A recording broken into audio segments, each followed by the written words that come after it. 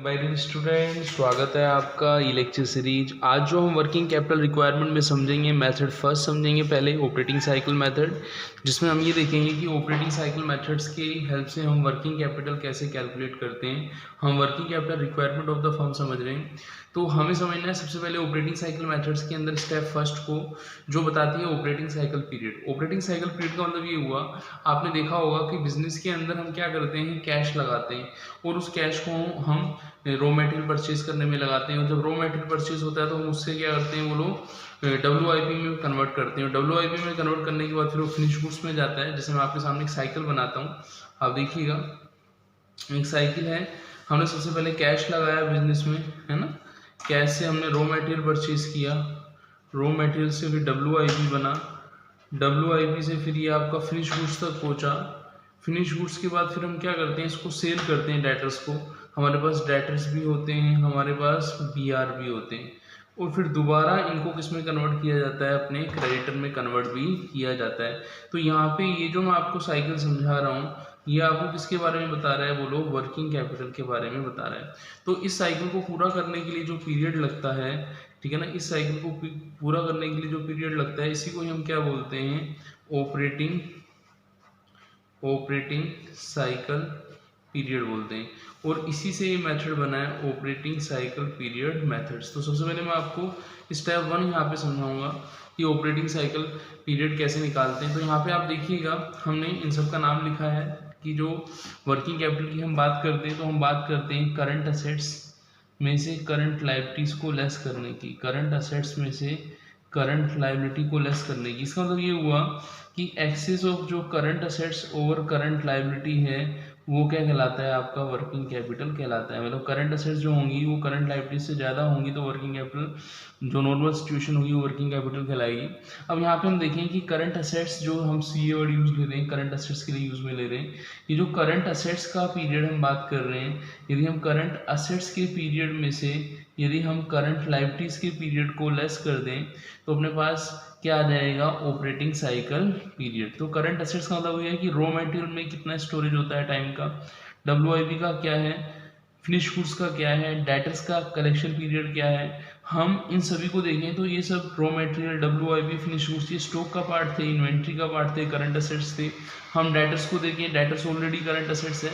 तो जब हम करंट असेट्स के पीरियड में से करंट लायबिलिटीज में यहाँ पे ओनली क्रेडिटर का पेमेंट पीरियड दे रखा है, हम करंट लायबिलिटीज क्रेडिटर को मानते हैं, तो उसका जो पेमेंट पीरियड वो आपका करंट लायबिलिटीज का पीरियड रहा। तो जब हम करंट असेट्स की पीरियड में से करंट लायबिलिटीज की पीरियड को लेस करते हैं, तो हमारे पास क्या आता है, बोलो, ऑपरेटिंग साइकिल पीरियड आता है। यहाँ पे एक चीज़ समझिएगा, हमने रॉ मटेरियल को शॉर्ट में R लिखा है, WIP को W लिखा है, फिनिश गुड्स को F लिखा है, डेट्स कलेक्शन को D लिखा है। तो हमने R plus W plus F plus D minus हमने क्रेडिटर को C लिखा है, तो अपने पास ऑपरेटिंग साइकिल पीरियड जो है आ जाएगा। अब हम न्यूमेरिकल क्वेश्चन की हेल्प से समझेंगे कि ऑपरेटिंग साइकिल पीरियड कैसे निकालते हैं और ये जो फॉर्मूले होते हैं इनको हम कैसे बनाएंगे। तो ये क्वेश्चन मैं पहले रीड कर देता हूँ, फिर मैं आपको इनके फॉर्मूले भी समझाऊंगा। सबसे पहले मैं आपको समझा रहा हूँ, from the following data compute the duration of operating cycle. Operating cycle जो स्टेप है वो मैं आपको समझा रहा हूँ। यहाँ पे हम देखें तो हमें एवरेज डेटर्स दिए हैं, एवरेज क्रेडिटर दिए हैं, हमें तीनों स्टॉक दिए हैं, रॉ मटेरियल का एवरेज दिया है, वर्क इन प्रोग्रेस का एवरेज दिया है, फिनिश गुड्स का एवरेज दिया है, फिर हमें परचेज दिया है, ऑल क्रेडिट दिया है, हमें रॉ मटेरियल का कंज्यूम दिया है, फैक्ट्री कॉस्ट दिया है, कॉस्ट ऑफ गुड्स सोल्ड दिया है, सेल्स दिया है, ऑल क्रेडिट। फिर हमें दिया है कि जो हमारी सेल्स है 365 डेज में जो सेल्स हो रही है उसके बारे में हमें बता रखा है।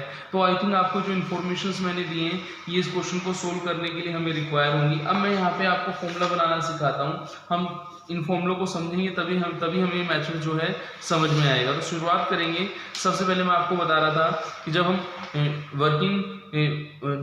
क्या निकालते हैं अपना operating cycle period working capital के लिए, तो हमें सबसे पहले R समझना होता है। R क्या होता है बच्चों, R का मतलब है रॉ मटेरियल का स्टोरेज पीरियड हम निकाल रहे हैं। उसके बाद हमें समझना होता है R के बाद क्या आता है, बोलो, W आता है। हमें W समझना होता है, W का मतलब है वर्क इन प्रोग्रेस, ठीक है ना। फिर हमें क्या समझना होता है, फिर हमें फिनिश गुड्स समझना होता है, उसको हम F बोलते हैं, फिनिश गुड्स हम बोलते हैं, F समझना होता है। तो हम इनको समझेंगे और लास्ट में हम समझेंगे D। अब ये करंट असेट्स हो जाएंगी। अब हमें क्या करना है, जैसे हम एक तरीका आपको बता देते हैं, जैसे मैं यहाँ पे 4 पार्ट बना रहा हूँ आपको समझाने के लिए। एक तरीका मैं आपको बता रहा हूँ, उससे आपको चीज़ें हमेशा याद रहेंगी, फॉर्मूला बनाना आपको याद रहेगा। यदि आप रॉ मटेरियल का पीरियड निकाल रहे हैं तो आप हमेशा ध्यान रखिएगा यहाँ पे जो आप पीरियड निकाल रहे हैं उसका एवरेज आएगा। देखो या तो रॉ मटेरियल दे रखा होगा या फिर आपका एवरेज दे रखा होगा, एवरेज ऑफ रॉ मटेरियल या रॉ मटेरियल कुछ भी लिख सकते हैं, बात समझिए आप।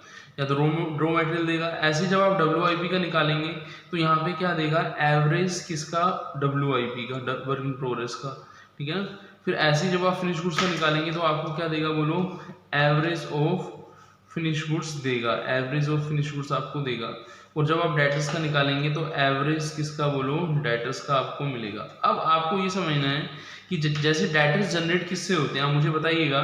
डेटर्स आप मुझे बताइए कि क्रेडिट सेल से जनरेट होते नहीं होते, बोलो होते, बोलो। ऐसे ही जो आपका फिनिश गुड्स है, आपको याद हो अपना जो फिनिश गुड्स था वो कहाँ आता था, finish goods cost of finish goods में आता था, कॉस्ट ऑफ फिनिश गुड्स में आता था, याद हो आपको, कॉस्ट ऑफ फिनिश गुड्स जब हम निकालते थे।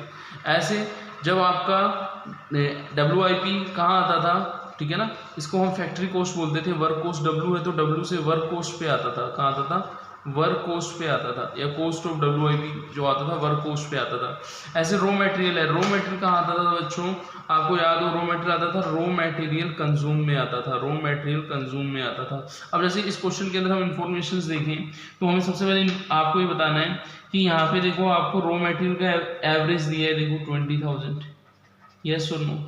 फिर आपको WIP का एवरेज दिया है, देखो WIP का भी दिया है 14,000, ठीक है ना।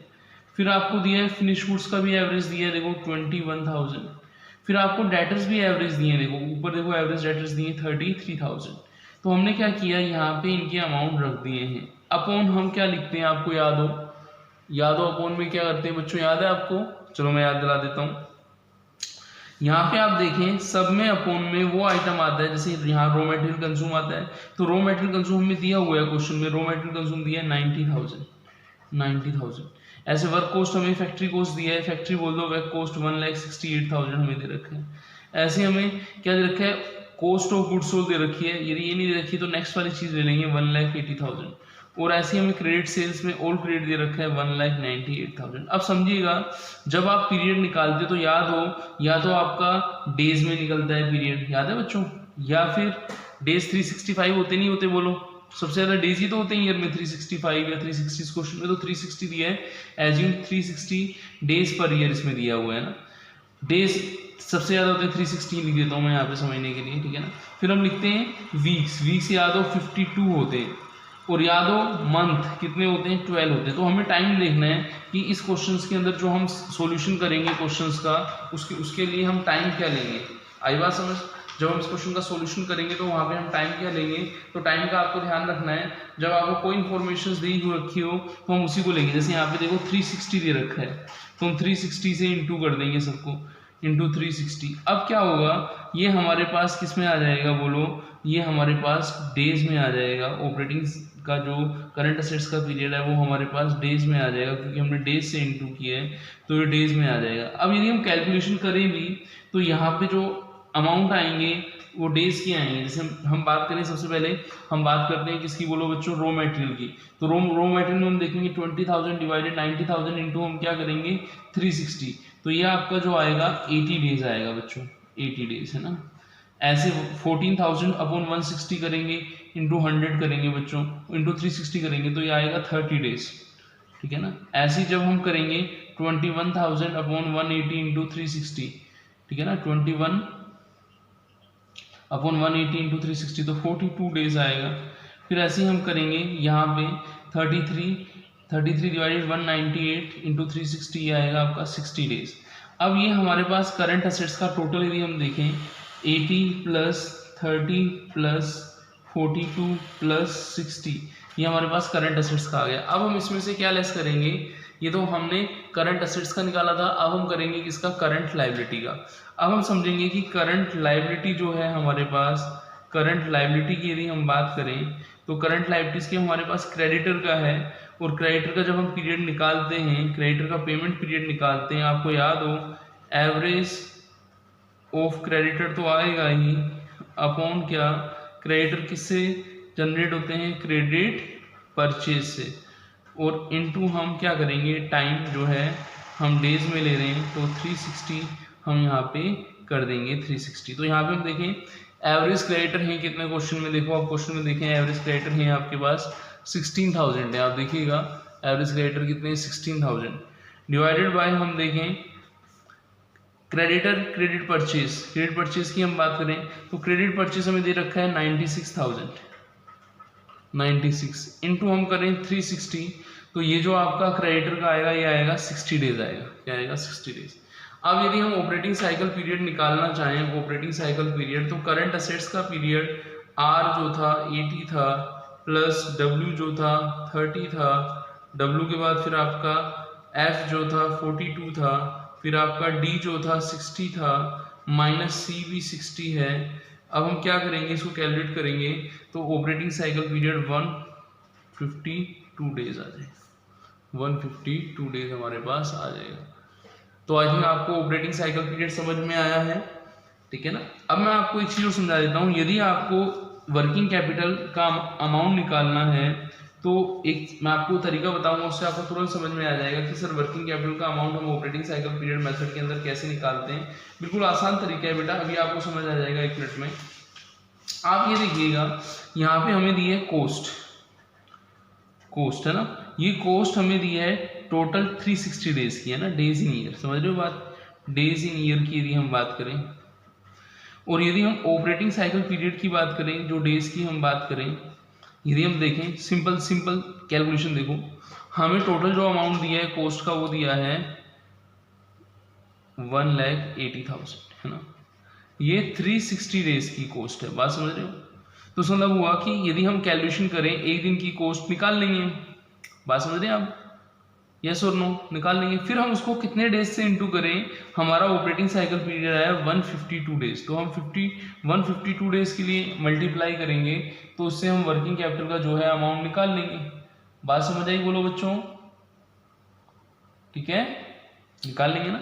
तो ऐसे हम वर्किंग कैपिटल भी निकाल सकते हैं, हालांकि यहाँ पे वर्किंग कैपिटल नहीं पूछा है हमसे, अमाउंट पूछा है, तो हम ऐसे भी निकाल सकते हैं। तो मिलते हैं पार्ट सेकंड में, थैंक्स।